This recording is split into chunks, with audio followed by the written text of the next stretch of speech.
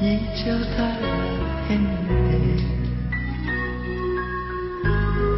그런데도 아직 자, 잊으라 했는데 그런데도 아직 난 영영 못 잊는 그런 남자의 이야기입니다. 가수 나훈아 씨 관련 이야기인데요. 순위 먼저 확인합니다.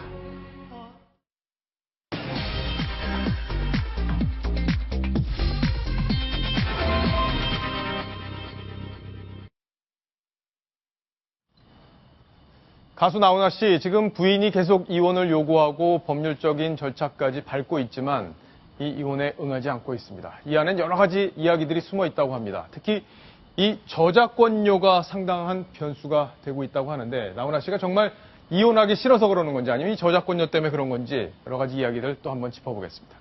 황스택 기자. 네. 자, 그동안 이 얘기가 나훈아 씨 이혼 얘기가 여러 번 화제가 되긴 했는데 본인의 입장이 공개된 것은 이번이 처음 아닌가요?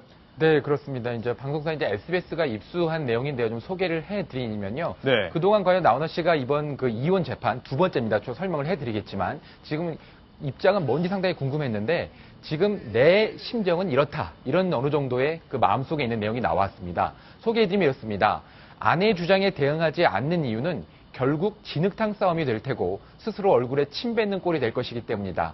인생을 되돌아보는 나이에 두 번씩 이혼 소송을 당했다면 여생을 과연 어떻게 살 수 있겠느냐.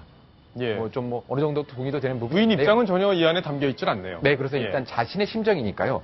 그러면 이제 과연 이제 그 나훈아 씨의 이혼 소송이 어떤 과정으로 진행된지를 한 번쯤은 좀 살펴봐야 됩니다. 그러게요. 자, 우선 2007년도에 정수경 씨가 미 법원에서 이혼 소송을 합니다. 이제 미국 같은 경우에는 저희 탑10에서 다룬 적이 있었는데 파탄주의를 어느 정도 미국 법원에서는 인정을 하고 있거든요. 그래서 정수경 씨가 아마 미국 시민권자로 알고 있는데 지금 사실상 결혼 관계가 돼 있지 않다. 이런 주장을 근거로 미국에서 어느 정도 이혼이 성립하는 정도의 영향력이 있는 판단을 받은 것 같습니다. 그래서 그거를 바탕으로 2011년도에 한국 법원에서 이혼 및 재산분할 소송을 제기했는데요. 1심, 2심 하지만 대법원까지 올라갔지만 기각이 됐습니다. 아, 그래요? 재판부 같은 경우에는 나훈아 씨가 어느 정도 생활비도 보내고 어느 정도 가장의 의무를 다 했기 때문에 정수경 씨가 주장하는 어떤 사실상 부부관계가 성립되고 있지 않다. 이 주장을 근거가 부족하다. 이래서 기각을 했던 건데요. 근데 2014년에 다시 소송을 제기합니다. 정수경 씨가 같은 이유입니다. 여태까지도 전혀 지금 나훈아 씨와 통화도 되지 않고 그렇지 않기 때문에 이혼을 원하고 특히 저작권료에 대해서 분할을 원한다. 저작권료요? 예. 여기서 이제 얘기가 나오는군요. 저작권료. 그렇습니다. 이게 이제 적지 않은 돈이던데, 자, 일단 손정혜 변호사께 질문 하나 드리겠습니다. 이 우리나라에서 이혼하는데 이 미국에서의 이혼 절차가 어떤 영향을 주는지, 왜 미국에서 소송을 냈고, 그런 것들을 가지고 한국에 와서 소송을 다시 낸 건지 그 이유가 좀 궁금해요. 정수경 씨 입장에선 자신이 거주하는 미국 법원에 소송을 제기하는 것이 여러 절차상으로 유리하다고 판단했을 텐데요. 예. 특히 유리하다고 판단되는 것은 우리나라는 유책주의를 근거로 하고 있고 미국은 파탄주의를 근거로 하고 있기 때문에 이혼 판결이 조금 더 쉽게 날 수 있다는 점을 고려했을 것이고 또한 미국 판결에서 위자료나 이런 액수는 우리 한국 법원하고는 또 액수가 상당히 달라질 수 있을 겁니다. 그래서 결과도 나에게 유리할 것이다라고 예측했을 건데요.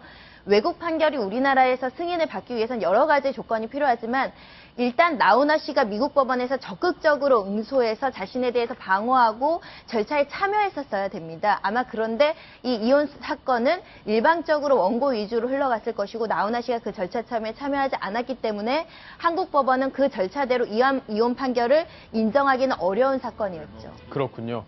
황스택 기자. 네. 근데 돈을 좀 보내주긴 하긴 하는데 정수경 씨는 사실상 부부관계가 끝났다 이렇게 좀 보고 있는 거잖아요. 네, 양쪽 그렇습니다. 입장이 어떻게 다른 거예요? 지금 기본적으로 지금 나훈아 씨는 이혼을 원치 않는다. 예. 이 입장을 계속 하고 있는 거고요. 정수경 씨는 계속해서 사실상 우리 부부관계는 파탄이 났다. 그러면서 이와 함께 그 파탄에 따라서 지금 이 부부의 권리인 재산분할권적 측면에서 나훈아 씨의 저작권을 지금 나한테 좀 달라. 예. 이런 요구를 지금 하고 있는 그 거죠. 저작권이 도대체 얼마나 되길래 이게 쟁점이 되는 거예요?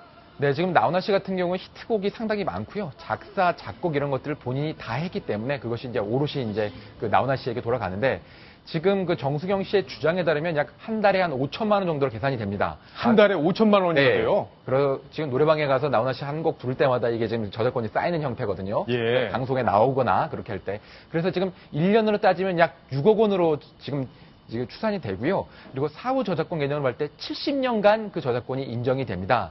그렇게 따지면은 약 420억 원 정도의 가치가 있는 것이 바로 나훈아 씨의 저작권이 아니냐, 이런 분석이 나오고 있습니다. 예, 그러니까 그걸 쟁점이 될 만하고 나훈아 씨 입장에서도 이걸 결국엔 이혼을 하게 되면 나눠줘야 될 가능성이 있는 건데, 손정혜 변호사, 결국엔 이 부분에 대해서 정수경 씨 측에서는 상당히 좀 관심을 갖고 있다, 이렇게 볼 수밖에 없는 상황이기도 합니다. 네, 당연한 것이고요. 근데 또 반대로 생각하면 혼인 기간이 길어지면 길어질수록 가질 수 있는 재산 분할이 많아지니까 예. 그 혼인 기간을 길게 유지하는 게 반드시 나훈아 씨한테 유리한 측면은 또 아닙니다. 아, 그렇군요. 하지만 본인이 어떤 생각으로든지 가정을 지키고자 하는 욕망은 명확한 것 같고요.